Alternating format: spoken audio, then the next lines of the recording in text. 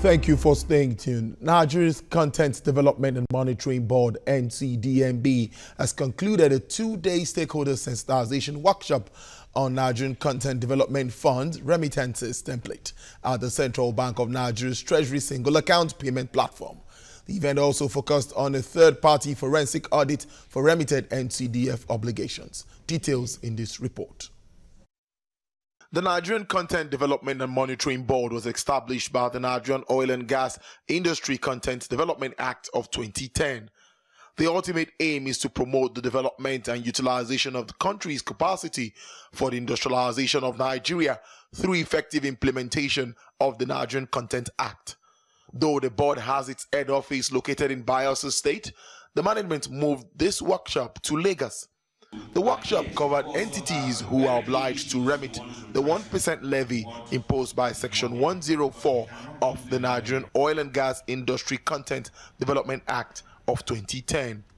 It's to create awareness as well as educate stakeholders on how to remit the 1% NCDF. Most of them have been doing it, and based on some of their complaints on the difficulty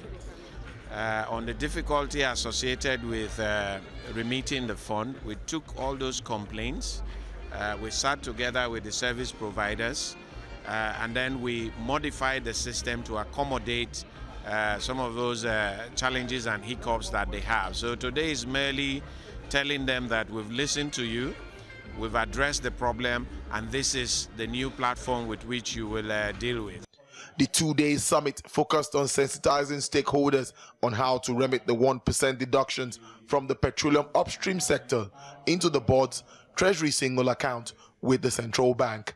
They also educated industry players on the commencement of the third-party forensic audit, which will trace and recover all unremitted NCDF deductions from concerned companies. We are trying to create a new codification system where every operator, subcontractor, vendor will be identified based on sector and based on specialized numbers. Every correspondent we're going to do with NCDMB in the future, we're going to quote those codified special numbers. Now with that number, that means anytime you make payments or maybe an operator made a payment on behalf of several vendors, with your codified number alone, you can go in there because you're already registered with the NCDMB database to call up your receipt. Current applications must conform with payment format. There is no way. We use SWIFT. There are about 10,000 banks globally on SWIFT level, and our applications have to conform with the SWIFT format. There is no other way to do it. In order to avoid manipulation of data, when you are making payment, you must obey standards and format.